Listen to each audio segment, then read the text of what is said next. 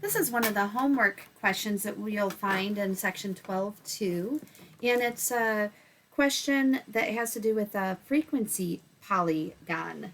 So let me walk you through how to interpret this frequency polygon. And by the way, if you're looking at this polygon on my math lab, you might notice that the graph looks a little bit different than the graph you saw. I got this graph by enlarging the graph on my math lab. So if you look closely at that screen, you might see the little icon that allows you to get a bigger and more clear polygon to work with.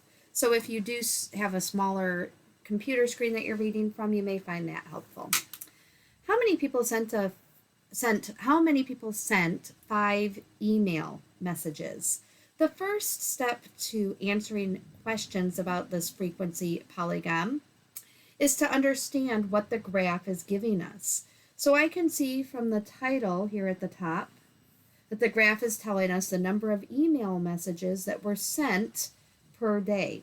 So we can see that how many people said that they sent 2 messages? 0. 0 people responded that they sent 2 messages. How many people said or responded that they sent 3 messages? It looks like one person, and I know that the 1 goes with people because the left column here is the number of people. So one person responded that they sent 3 messages. 2 people responded that they sent 4 messages, and so on. So how many people responded that they sent, let's say, 8 messages? It looks like 7 people responded that they sent 8 messages, and so on. So that's how you'd read this graph. And now let's look at some of these individual questions. How many people sent 5 email messages? Messages is down at the bottom. Let me highlight that. The number of messages is down at the bottom. And 5 messages would be right here. So if I follow that up, I can see that the correct response is 6 people sent 5 messages. How many people sent 6 or fewer? That would be 6 and 5 and 4 and 3. I'm not going to worry about 2 because it comes out to 0. But if I added each of those responses, I'll write them off to the side so we can see them. For 6 messages, it was 5. For 5 messages, it was 6 people. 4 messages was 2.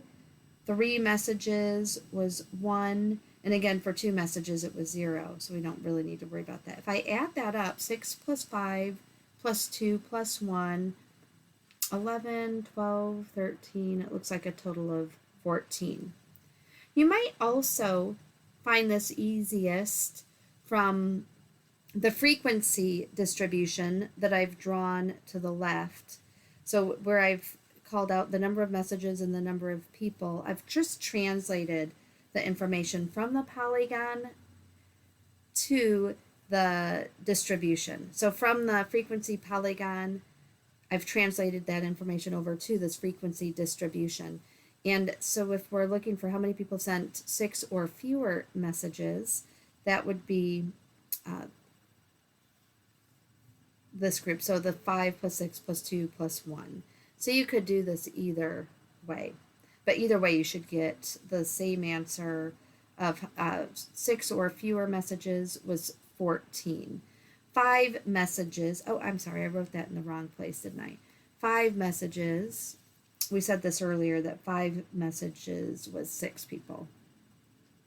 Said that earlier, but didn't write it. So 5 messages is 6 people. How many people were included in the survey? Well, this is where we'll add everything in this column. Let me highlight it so you see what I'm talking about. Highlight all of the people, this column. 0 plus 1 plus 2 plus 6 plus 5, so on, all the way down that list.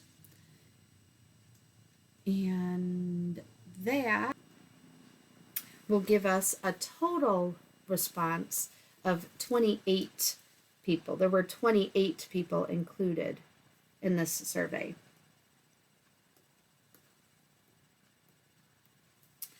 Construct a frequency distribution. That is what we have here. The number of messages in one column and the number of people in the other.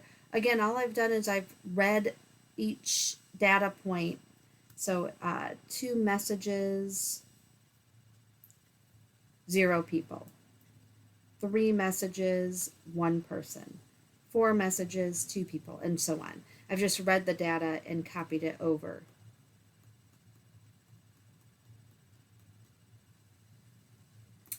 Next, number of people in the survey we said was 28. And then the frequency distribution is here. For the histogram, a couple things I want to call out about the histogram, and this will be very helpful if you're working on the project too, where you will be asked to create your own circle graph and histogram by hand. And when you complete a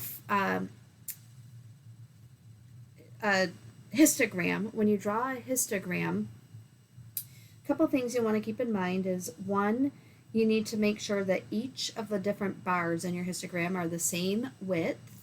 You'll also want to make sure that each of the bars is touching one another. That makes it a little bit different from a bar graph. Here's what the histogram would look like. I drew mine just directly on the chart for the polygon, so that made it really easy to draw the height of each of the bars of the histogram. But then notice that my attempt is that this width across is equal for each one.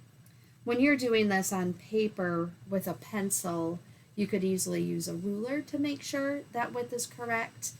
And then again, make sure that each of the bars is touching. So the height of each bars, the height of each of the bars is represented by, or the number of people for each different number of messages is represented by the height of the bar. So we can see really clearly by looking at this that the modal number is going to be 8 messages. 7 people responded that they sent 8 messages. So the number of messages that showed up most often was 8 messages. So 8 is the most popular answer. I hope that this video has helped you better understand this question, better understand a frequency polygon and how to read it. But please feel free to reach out to me if you need further clarification.